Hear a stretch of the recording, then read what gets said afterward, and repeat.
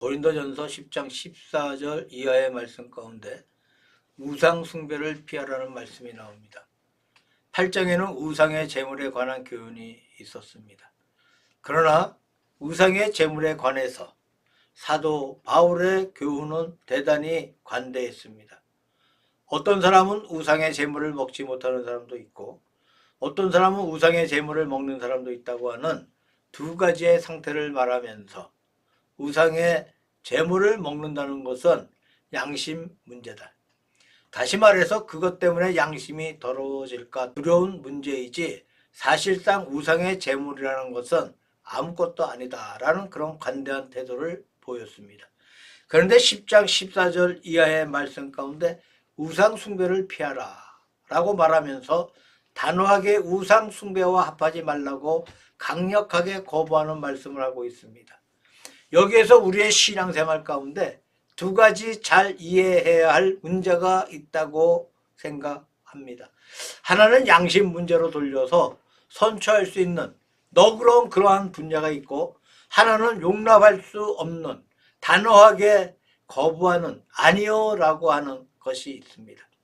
이것을 잘 분별할 줄 아는 것이 신앙생활에 대단히 중요한 문제라고 생각합니다. 다시 말씀을 드린다면 양심 문제를 잘 이해하지 못하고 지나치게 고집을 부려서 남의 양심을 꺼리게 하는 것도 옳은 것이 아닙니다. 그렇다고 해서 모든 것을 양심 문제로 돌려서 우상 숭배 문제까지 양심 문제라 보고 양심이 괜찮은 사람은 괜찮은 것이다 라는 식으로 하다가는 큰 화를 가지고 온다고 생각합니다. 그러니까 양심 문제로 돌려서 너그럽게 대할 수 있는 그러한 영역이 있습니다. 그리고 절대로 타협할 수 없는 단호히 거부해야 할 그런 영역이 있다는 말입니다. 이 두 가지가 있다는 것을 먼저 우리가 명심하고 본문의 말씀을 살펴보아야 한다고 생각합니다. 첫째로 우상 숭배를 단호히 거부하자는 거예요. 본문 14절에 보니까 그런즉 내 사랑하는 자들아 우상 숭배하는 일을 피하라 라는 말씀이 나옵니다. 여기에 피하라는 이 말씀은 도망하라는 뜻입니다. 우상 숭배하는 일에서 멀리 도망하라는 것이에요. 우리가 도망하라는 이 말씀을 생각할 때에 구약에 있는 요셉의 이야기를 생각해 볼 수가 있습니다. 요셉이 보디발의 집에 들어갔을 때 보디발의 아내가 요셉을 유혹해서 요셉을 붙잡았지만 요셉이 자기의 옷을 버려두고 그냥 도망하였다는 말씀이 나옵니다. 거기에 어떠하여도 있을 수가 없다는 거예요. 타협하라고 하면 점점 더 손해를 보게 되는 것입니다. 단호하게 저버리고 도망했던 요셉의 모습을 볼 수가 있는데 우상 숭배하는 것도 그렇게 해야 한다는 것을 말씀하고 있습니다. 우상 숭배는 타협의 여지가 없어요. 그냥 거기서 도망해야 돼. 거기서 피해야 한다는 사실을 말씀하고 있습니다. 신약의 사도 요한이 반모섬에 귀양 갔을 때 무엇 때문에 귀양을 갔습니까? 그 당시에 황제를 숭배하는 황제 숭배를 거부하기 위해서 황제 예배를 거부하다가 사도 요한이 반모섬에 귀양 갔습니다. 그가 그 귀양살이에서 하나님의 계시를 받아서 요한계시록을 기록한 것을 우리가 알고 있습니다. 요한이 누구입니까? 요한은 유명한 사랑의 사도입니다. 요한서신 전체가 사랑이라는 말로 가득 차 있고 또 요한복음 자체에 보면 얼마나 사랑이라는 말이 많은지 모릅니다. 사도 요한은 사랑의 사도라 그렇게 불리고 있습니다. 그가 나이 많아서 에베소에 살면서 백성 뒤에 서 있을 때 도저히 자기의 발로 걷지를 못할 때 교회 젊은이들이 사도 요한을 의자에 앉은 그대로 들어다가 강단에 갖다 두면 서지를 못하고 그냥 의자에 앉아서 모든 성도들에게 부형들아 서로 사랑하라, 청년들아 서로 사랑하라, 아이들아 서로 사랑하라 하는 말을 밤낮 반복했다고 합니다. 마치 요한 1서에 나와 있는 말씀과 같은 말입니다. 그래서 그 말을 듣던 청년들이 참다 못해서 왜 같은 말만 밤낮 하십니까? 좀 다른 말씀이 없습니까? 라고 물을 때에 이것이 예수님께서 내게 분부하신 말씀이다. 이것만 하면 된다고 했다는 유명한 전설이 있습니다. 사도 요한은 참으로 사랑의 사도였는데 사랑의 사도가 우상 숭배를 단호히 거부하다가 귀양살이 가서 밤모섬에서 계시를 받은 사실을 볼 수가 있습니다. 또 그 당시에 케린타스라 불리는 사람이 인도하던 그노시스파, 이 그노시스파는 1, 2세기에 헬레니즘 시대의 로마, 그리스, 소아시아, 이집트 등지에 널리 퍼져 있던 그리스도교의 이단으로 그노시스란 지식, 특히 영지를 뜻하는 말입니다. 그리스도교의 정통파로부터 배척되어서 3세기에는 쇠퇴했습니다. 사도 요한이 얼마나 반대했는지 몰라요. 그래서 요한일서에 기록되어 있는 적 그리스도라는 낱말이 바로 그노시스파 영지주의에 대한 사도 요한의 반박이었다고 생각합니다. 그러면 사랑이 무엇입니까? 사랑이라는 것은 아무거나 다 좋아하는 것이 아닙니다. 사랑이라는 것은 진리에 속한 것입니다. 진리 안에 있는 사랑이 참된 사랑입니다. 그래서 사도 요한은 사랑을 부르짖었지만 무조건적 사랑이 아니라 진리 안에서 사랑을 부르짖었고 하나님의 말씀 가운데 있는 사랑을 부르짖었던 것을 볼 수가 있습니다. 이렇게 해서 우상 숭배를 피하라. 우상과는 도저히 서로 화합할 수 없다는 사실을 말씀하고 있습니다. 예수님께서 말씀하시기를 오직 너희 말은 옳다. 옳다. 아니다. 아니라 하라. 이에서 지나는 것은 악으로 쫓아나느니라. 라고 말씀하셨습니다. 이 예와 아니요 하는 말, 영어로 yes와 no란 말은 대단히 소중한 것 같습니다. 예 해야 할 때 아니요 하면 안 되죠. 아니요 해야 할 때 예 하면 안 됩니다. 예 해야 할 때 반드시 예 해야 하는 것이고 아니요 해야 할 때는 반드시 아니요 해야 하는 것입니다. 이 예와 아니요가 분명한 그것이 바로 신앙이라고 말할 수가 있습니다.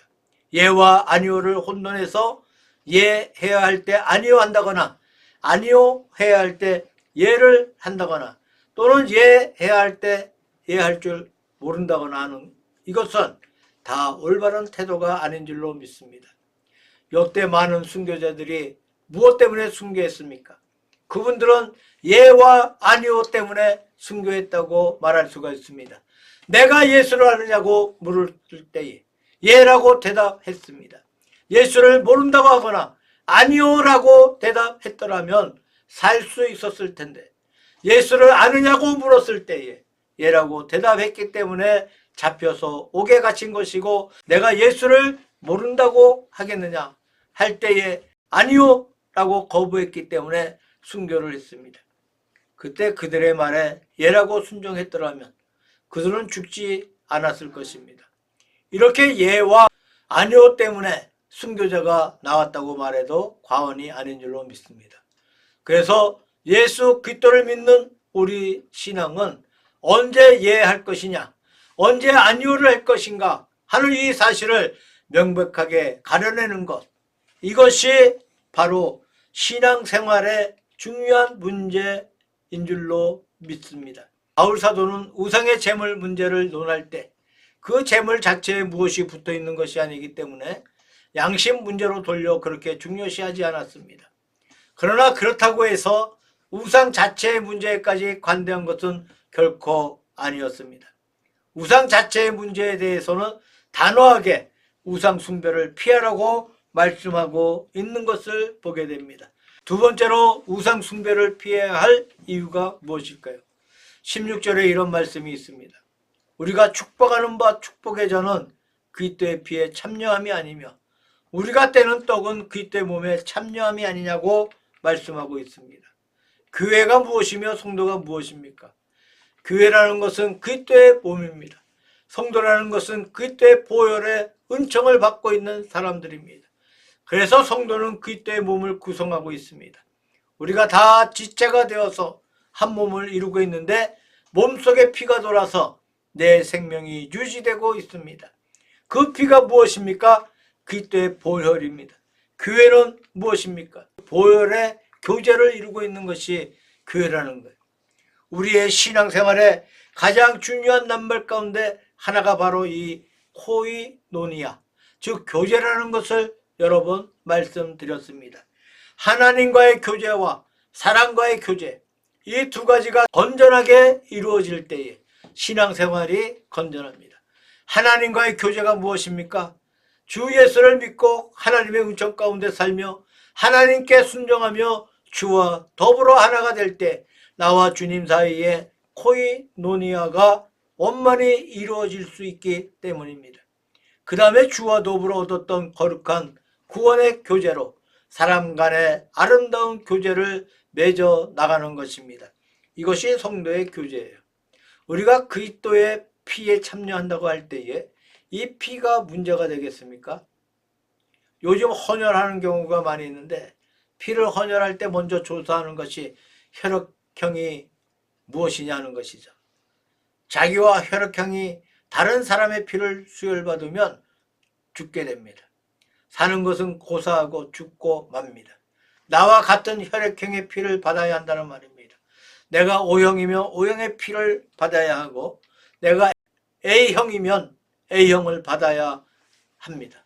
나와 같은 혈액형의 피를 받아야 살 수 있는 것이지 나와 다른 피를 받으면 내 피와 그 피가 싸워서 거부 반응을 일으켜 살지를 못합니다. 그래서 피의 교제라는 것은 대단히 중요합니다. 동질 간의 교제이지 이질 간의 교제가 아닙니다. 예수 그리스도의 거룩한 코이노니아라는 것이 무엇입니까? 예수 그리스도의 보혈에 참여하는 것입니다. 그렇다면 그리스도의 보혈에 참여하는 자들이 어떻게 마귀와 더불어 교제할 수 있겠습니까? 우상 숭배는 마귀와 더불어 교제하는 것인데 우리가 마귀와 더불어 교제한다면 마귀의 피가 우리 몸속에 들어와 있는 것과 마찬가지입니다. 그렇게 된다면 우리의 몸속에 예수 그리스도의 보혈이 있고 또 마귀의 피가 들어와서 그 둘이 싸워서 내가 살지 못하고 죽고 말 것입니다. 그래서 우리가 이 우상 숭배를 거부해야 할 이유가 바로 거기에 있는 것입니다. 우리는 마귀의 피를 받을 수 없고 마귀의 교리를 받을 수 없고 마귀와 동참할 수 없습니다. 마귀와 동참하면 주님과 동참하지 못해. 주님과 동참하면 마귀와 동참하지 못하는 것입니다.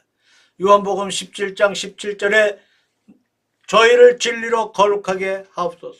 아버지의 말씀은 진리이니이다 라는 말씀이 있습니다. 우리 교회는 거룩한 하나됨을 목표로 하고 있습니다.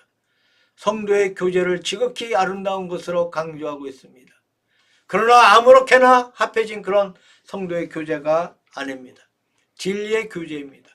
진리 안에서 하나가 되는 것이고 예수 그리스도의 보혈 속에서 하나가 되는 것이지 진리를 떠나서는 잘못된 것을 가지고 하나가 되는 것이 아닙니다. 저는 늘 그렇게 믿고 있습니다. 우리가 참된 진리를 사랑하는 마음이 없을 때 비진리를 미워하는 마음도 별로 없습니다. 그래서 비진리도 그저 그렇고 진리도 그저 그렇습니다.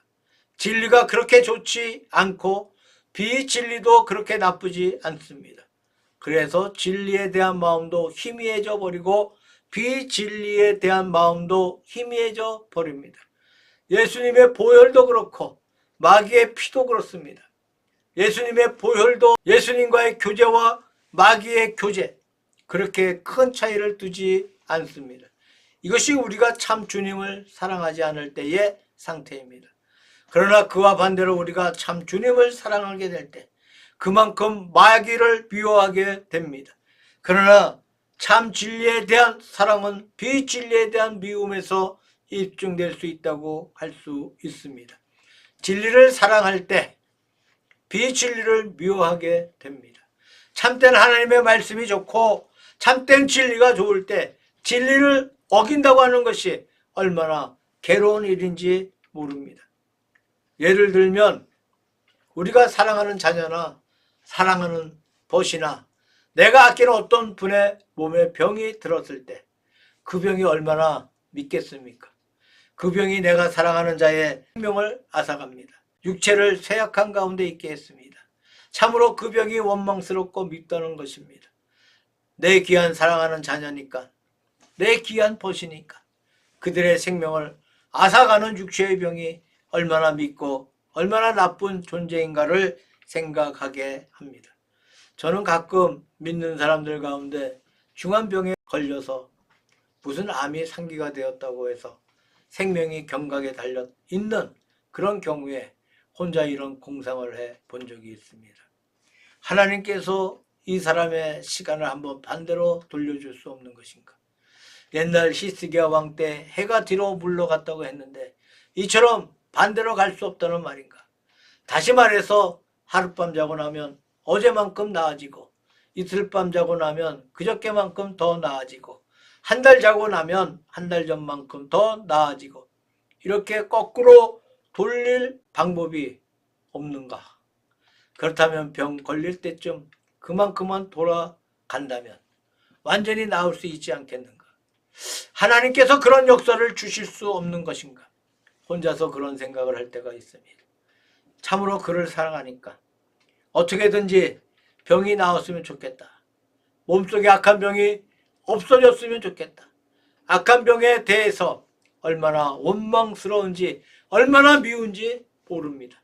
왜 그런 것입니까?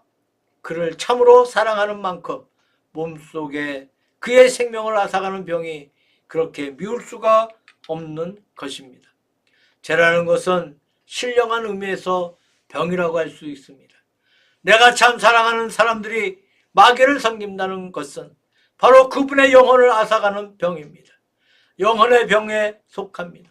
그러니까 참 진리를 사랑한다는 것은 비진리에 대한 미움에서 나타날 수 있다고 생각합니다. 우리가 하나님을 사랑할 때, 우리가 하나님의 자녀들을 사랑할 때, 우리가 성경 말씀을 사랑할 때, 우리 가운데 편만해 있는 죄악의 풍조에 대해서 우리는 그럴 수 없이 미울 수밖에 없고, 마음이 괴로울 수밖에 없고, 역정이 날 수밖에 없습니다. 죄를 보고 아무렇지도 않은 마음, 괜찮은 마음은 제가 볼 때 위기입니다. 이런 마음을 가지면 나도 모르게 죄악 가운데 빠져가게 됩니다. 죄악의 유혹을 받기가 대단히 쉽습니다. 예수 그리스도의 거룩한 보혈의 교제에 참여하면 우리가 마귀와 더불어 합할 수 없습니다. 어찌하여 그리스도의 잔에 동참한 자가 또 마귀의 잔에 동참할 수 있겠습니까? 그리스도의 잔에 동참한 자는 그리스도의 보혈에 동참함으로 말미암아 그 피 속에 마귀의 피, 이진의 피가 들어올 수 없는 것입니다. 세 번째로 하나님의 영광을 위한 삶을 살아야 된다는 것. 23절 이하의 말씀 가운데 보면 거기에 우상 제물 문제가 또다시 나오고 있습니다. 25절에 보게 되니까 무릇 시장에서 파는 것은 양심을 위하여 묻지 말고 먹으라고 말씀하고 있습니다. 그 당시에 헬라 도시 가운데 우상이 대단히 많아서 우상 숭배를 했던 제물을 도로 내어다가 시장에서 파는 경우가 많이 있었습니다. 그런데 어떤 분이 이것이 우상 숭배의 제물이냐고 물어보면 그렇다고 대답하면 사지 않고 아니다라고 말하면 산다는 말이에요. 그러므로 물어보면 아예 아니다라고 대답하는 것입니다. 사실상 우상 숭배한 물건인데 상인들이 거짓말을 한다는 말이에요. 그래서 묻지 말고 그냥 사서 먹으라는 말입니다. 우상에게 바친 것이든 아니든지 관계없이 음식이니까 그냥 먹으라는 말이에요. 이는 땅에 거기에 충만한 것이 주의 것임이니라. 모든 것이 하나님께서 주신 것이지 우상에 준 것이 아니라는 것입니다. 그런데 그 다음 말씀을 보게 되면 불신자 중 누가 너희를 청하매 너희가 가고자 하거든 너희 앞에 무엇이든지 차려놓은 것은 양심을 위하여 묻지 말고 먹으라고 말씀하고 있어요. 불신자의 집에서 혹 우상 숭배했던 그런 음식이 있을 수 있는 것이지만 묻지 말고 그냥 먹으라는 말씀입니다. 그러나 누가 너희에게 이것을 제물이라 말하거든 그것을 알게 한 자와 및 양심을 위하여 먹지 말라 라고 말씀하고 있어요. 그것을 먹다가 누가 와서 이것은 우상에게 바친 것입니다 라고 지적해서 말할 때는 먹지 말라고 말합니다. 나는 괜찮겠지만 그렇게 지적한 그 사람의 양심을 위해서 먹지 말아야 합니다. 내가 계속해서 먹는다면 그 사람은 실족할 수가 있다는 것입니다. 예를 들면 우리가 교회에서 그런 규칙이 많이 있어요. 음주 문제 같은 것도 그런 문제가 됩니다. 사실 그것이 절대 구원의 문제는 아니겠지만 교회를 청결하게 지키기 위한 하나의 규율에 속합니다. 교회의 상당한 중직자가 우상의 제물을 먹을 때 믿음이 약한 성도는 더 예사로 빠져버리게 됩니다. 아무렇지도 않게 그렇게 음주에 빠지고 만나는 말입니다. 그 다음에 그것 때문에 죄를 많이 짓게 된다는 것이죠. 그러므로 그분의 양심을 위해서 또 자기 양심을 위해서 먹지 말라는 말씀을 하고 있습니다. 여기에서 우상 제물의 문제에 관해서 다시 말하고 있고 남의 양심을 위해서 살 것을 말하면서 그 다음에 위대한 교훈을 말씀하고 있습니다. 31절의 말씀 가운데 보게 되면 그런즉 너희가 먹든지 마시든지 무엇을 하든지 다 하나님의 영광을 위하여 하라. 유대인에게나 헬라인에게나 하나님의 교회나 거치는 자가 되지 말고 나와 같이 모든 일에 모든 사람을 기쁘게 하여 나의 유익을 굳이 아니하고 많은 사람의 유익을 구하여 저희로 구원을 얻게 하라는 말씀이 나옵니다. 참 위대한 교훈의 말씀인 줄로 생각합니다.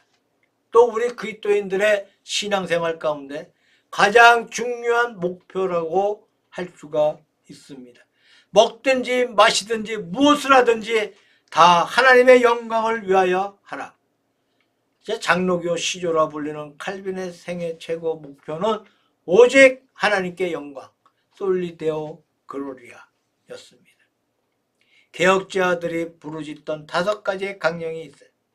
그 가운데 하나가 오직 하나님께 영광입니다. 이것이 그들이 늘 부르짖고 늘 생각하던 말입니다. 오직 하나님의 영광을 위해서 살든지 죽든지 무엇을 하든지 하나님 앞에 영광이 되게 하라. 이것이 개혁자들이 부르짖던 생애 최고의 목표였습니다. 먹든지 마시든지 먹어서 영광이 되면 먹고 먹지 않아서 영광이 되면 먹지 말고 먹든지 마시든지 하든지 하지 않든지 모든 것이 하나님 앞에 영광이 되고 영광이 되게 하라. 이것이 예수 믿는 사람들의 삶의 최고 목표입니다. 이렇게 할 때 하나님 앞에 영광이 될 뿐만 아니라 우리 자신들에게도 반드시 유익이 됩니다. 내게도 하나님의 큰 축복이 되고 큰 은총이 된다고 믿습니다. 우리가 법대로 살지 않을 때 하나님의 영광이 가려질 뿐만 아니라 우리 자신들도 결코 바른 길로 갈 수가 없다는 것을 우리는 잘 알고 있습니다. 우리의 모든 생활의 기본 목표가 온전히 하나님 앞에 영광이 되라는 말씀입니다. 요즘 뉴스를 보게 되면 우리나라의 대통령이나 정치인 가운데 아주 큰 잘못된 일들을 해서 옥에 갇히는 그런 보도를 듣습니다. 그런데 그분이 예수를 상당히 잘 믿는 것처럼 선전하고 있다는 그런 말을 들었습니다. 선거 때만 되면 교회나 성당 절에 예배드리는 모습을 보게 됩니다. 참 얼마나 마음이 괴로운지 모르겠습니다. 왜 인생을 그렇게 사는지 모르겠습니다. 정정당당하게 정직하게 인생을 살려고 해야지 꼭 정권을 쟁취하고 국회의원이 되고 하는 것이 절대로 아닌데 인생의 가치가 그런 데 있는 것이 결코 아닌데 왜 그렇게 허망한 마음을 가지는지 왜 그렇게 인생을 살려고 하는지 참 딱한 사실입니다.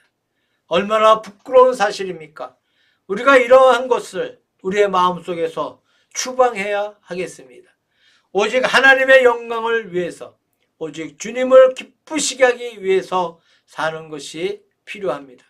본문에 보니까 유대인에게나 헬라인에게나 하나님의 교회나 거치는 자가 되지 말고 나와 같이 모든 일에 사람을 기쁘게 하여 나의 유익을 굳이 아니하고 많은 사람의 유익을 구하여 저희로 구원을 얻게 하라. 남에게 유익을 끼치고 남에게 영광이 되고 남을 구원하는데 유익한 길로 우리가 노력할 것을 본문 말씀에서 알려주고 있습니다. 얼마나 고귀한 교훈의 말씀인지 모르겠습니다. 우리의 마음속에 깊이 이 말씀을 묵상해 보아야 할 것입니다.